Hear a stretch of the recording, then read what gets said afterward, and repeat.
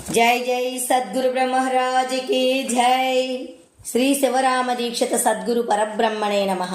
శ్రీమద్ బృహద్వాసిష్ట సిద్ధాంత నిర్ధారణలను, శ్రీమద్ అచల బోధ ప్రతిష్టాపన ఆచార్యులను, శ్రీమద్ రామడు శ్రీ శివరామ దీక్షితులు వారిచే రచయింపబడిన శ్రీమద్ బృహద్వాసిష్టమను శ్రీ శివరామ దీక్షితీయము.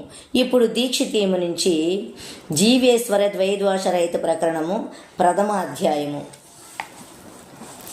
ఈ మార్గము లక్ష్యము లేని మార్గము. లక్ష్యము ఉంటే అన్ని లక్షణాలే. లక్ష్యభ్రాంతి చేతనే అన్ని లక్షణాలు తోస్తూ ఉన్నవి. లక్ష్యము లేని ఈ బట్టబయలుకు ఏమి లక్షణ భ్రాంతి ఉన్నది? లక్ష్యభ్రాంతికి మూలము.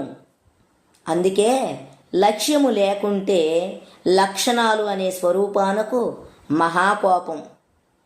అందుకే లోకములో గురి అని కద్దు, లక్ష్యము ఉండెనా, అందుకే లక్ష్యం తనకు సూటిగా లక్షణమును కల్పిస్తుంది.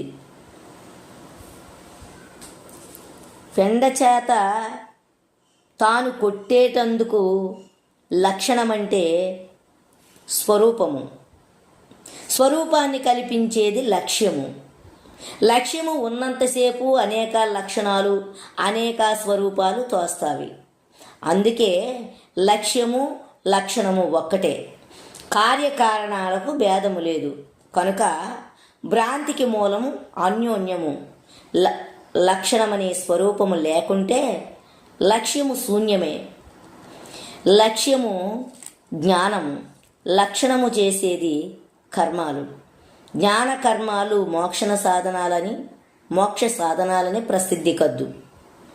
లక్ష్య రహితమైంది పరిపూర్ణము. లక్షణము క్షేత్రము, లక్ష్యము క్షేత్రజ్ఞ స్వరూపము. లక్షణజన్యము లక్ష్యము. సత్వసంజాయతే జ్ఞానం అని శృతి ఉన్నది. కనుక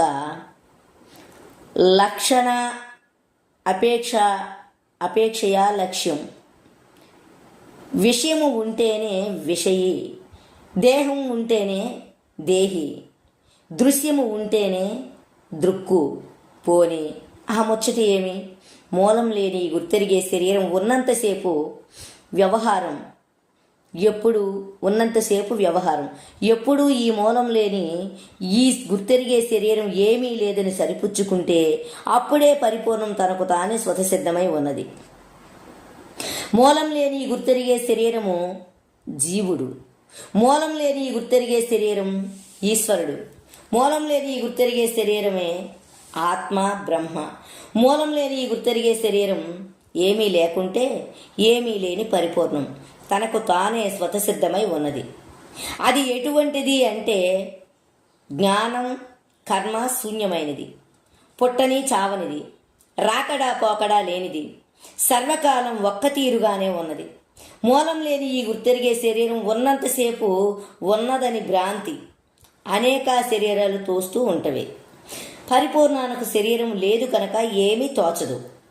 కల తోచిన తనకు తానే ఏమీ లేదు అని దృఢం ఉన్నట్టు, దృఢం మూలం లేని ఈ గుర్తెరిగే శరీరం ఏమీ లేదు అని దృఢం సంపాదించి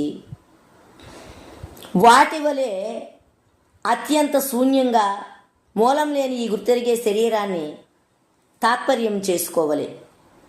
చేసుకుంటే కల తోచినవి ఏమి అనుకోక ఎలాగూ సర్వం శూన్యమైపోయేనో అలాగే ఈ మూలం లేని గుర్తెరిగే శరీరాన్ని తాత్పర్యం చేసుకుని సరిపుచ్చుకోవాలి. తాను ఏమీ లేకపోవలే, అది కఠినం కాదు. మూలం ఏమీ లేదు కొనకు ప్రవేశించేటందుకు స్థానం ఏమీ లేదు. కలతోచినది ఎలాగో అలాగే శరీరాన్ని సరిపుచ్చుకోవాలి. సరిపుచ్చుకుంటే భ్రాంతి ఏమీ లేదు. శరీరాన్ని కొంచెం ఉంచుకున్నా అంతా ఎప్పటి వలనే పరిపూర్ణం, ఎన్నటికీ జాడరాదు. ఈ శరీరం ఉన్నట్టు ఉన్నది కనుక అదే బట్ట తెర ఉన్నది, ఇదే బట్ట తెర ఉన్నది, దీనికి ఉన్నదనే భ్రాంతి. స్వామి యుక్తి శిష్య పరిపూర్ణమైన తనకు భ్రాంతి ఉన్నదే భ్రాంతి ఎన్నడూ లేదు.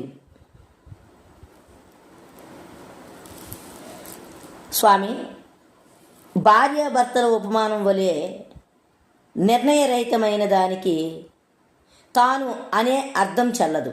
శిష్య, శరీరము లేని పరిపూర్ణము తాను కనుక గ్రహణం పట్టే విడిచే అన్నాడు. పట్టాలేదు, విడివాలేదు, సర్వకాలం ఒక్క తీరుగానే ఉన్నది. ఉన్నది మరువకుంటే ఈ శరీరం ఏమీ లేదు, ఈ శరీరం ఏమీ లేకుంటే ఉన్నదే అది. ఉన్నదాన్ని సర్వకాలం మరువక ఉంటావా? ఈ శరీరం ఏమీ లేదని సరిపుచ్చుకుంటావా? స్వామి, నాకేమీ తెలియదు. ఏమీ లేని ఈ శరీరముతోటి సాధ్యము కాదు. అది స్వతసిద్ధమై ఉన్నది కనుక దీనికి ఎలాగు యుక్తి? శిష్య, కలతోసిన శరీరాలు ఏమీ అయ్యా? ఏమీ లేదు స్వామి. శిష్య, అలాగే మూలం లేని గుర్తెరిగే శరీరం ఏమీ లేదు. స్వామి, ఇలాగనుకోనా? శిష్య, అనుకుంటూ ఉంటే ఈ శరీరం ఉన్నట్టు లేనట్టు. స్వామి, అనుకుంటూ ఉంటే ఉన్నట్టే. శిష్య, కలతోసిన శరీరాలు మేలుకుంటే ఏమైనా ఉన్నవా? ఏమీ లేవు స్వామి. శిష్య, ఏమీ లేకుంటే ఈ శరీరాలు ఏమనుకుంటావి? ఏమీ అనుకోవు స్వామి. శిష్య, ఈ శరీరం ఏమీ లేకుంటే ఏమీ అనుకుంటావి? స్వామి, ఏమీ అనుకోవు. మరి శిష్య, ఇక అడగకో. స్వామి, నాకు వ్యాసట వస్తుంది. సరే కానీ శిష్య, నాకు మహాశ్రమ తోస్తుంది. స్వామి, తోస్తే నీవు ఎట్టివాడవు? శిష్య, నేను ఏమి? స్వామి, మూలం లేని ఉత్తరిగే శరీరం కలతోసిన శరీరం వలనే సూచన చేస్తుంది. శిష్య, అలాగే శరీరం వెంటనే ఏమీ లేదు. స్వామి, కులం దేనికి, గోత్రం దేనికి? ఎప్పుడు ఏది ఉన్నదో అదే ఉన్నది. శిష్య, అలాగైతే సరే, మరీ సులభంగా ఉన్నది. స్వామి, మూలం లేని గుర్తెరిగే శరీరం పుట్టక మునుపు కల తోచలేదు, ఈ భూమి తోచలేదు. తోచేటందుకు మూలం లేని గుర్తెరిగే శరీరమే కనుక ఈ శరీరాలకు శరీరాలే మూలం కనుక ఒకవేళ లేకుంటే తనకు తానే స్వతసిద్ధాలు. కలలో తోచినట్టు వీటికి ఒక తీరు మర్యాద లేదు.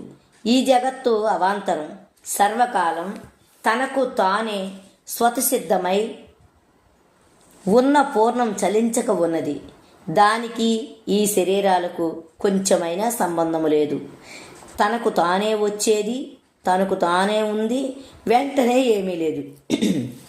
మొట్టమొదట బట్టబయలు ఉన్నదని దృఢం చేసుకొని మూలం లేని గుర్తెరిగే శరీరం ఏమీ లేదు అని తాత్పర్యం చేసుకుంటే కల తోచదు. ఈ భూమి మొదలైనవి తోచవు. సర్వకాలం మొదలు కొన లేక ఈ బట్టబయలు ఉంటుంది. స్వామి, శిష్య, ఇది సరే, మరి చుల్కనే కల తోచినవి ఏవీ లేదు అని తోచినా ఉన్నవి ఉన్నంతసేపు ఉన్నట్టే తోస్తుంది. కల తోచేటందుకు మూలం ఈ శరీరమే కనుక ఈ శరీరం మొదలు ఏమీ లేదని మేలుకుంటే నయం వలె ఉన్నది. సరే కానీ స్వామి, ఇన్ని మాకు ఎందుకు? మీకు ఏ మార్గం చేత భ్రాంతి లేకపోయిందో అదే మాకు సూచన చేయండి. మీ వలె మాకు భ్రాంతి లేకుంటే సరే. సరే, నా వలె నీకు నమ్మిక ఉండవలె కదా. స్వామి, నమ్మిక లేకుండా సూచన చేయండి. అలాగైతే మూలం లేని గుర్తెరిగే శరీరం ఏమీ లేదు, ఏమీ లేకుంటే ఏమీ లేదు. స్వామి, అలాగైతే సర్వశూన్యమా? శిష్య, ఆహా, మూలం లేని గుర్తెరిగే శరీరం ఏమీ లేకుంటే ఎలాగో అలాగే. స్వామి, ఏమీ లేదని ఎరికే. సరే, అలాగైతే మావాడనే అదే జాడ. ఇది ఒక్కటే భ్రాంతికి మూలం లేని మార్గం. ఇటువంటి వారు శ్రవణం చెయ్యరు, మననం చెయ్యరు, ధ్యానం చెయ్యరు.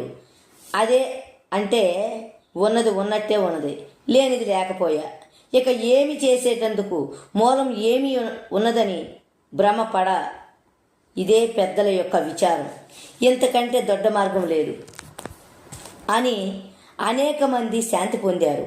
అందరి వలనే ఉంటారు. వారి జాడ వారి అంత వారికే గాని మరి ఒకరికి తెలియదు. ఏ సిద్ధాంతము నమ్మినా మూలం లేని ఈ గుర్తెరిగే శరీరమే చేసింది కనుక అనేక కోట్ల లోపల విచారిస్తే మూలం లేని ఈ గుర్తెరిగే శరీరం చేత తనకు తానే స్వతసిద్ధమై చలించక ఉన్నది ఎన్నటికీ లేకపోదు.